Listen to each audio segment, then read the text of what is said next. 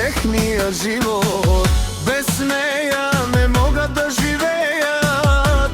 На баба живота, на дядо Емо, за Патриция живота си дават, благодарят на Бог, че има дъщеря, изпратена от Бог.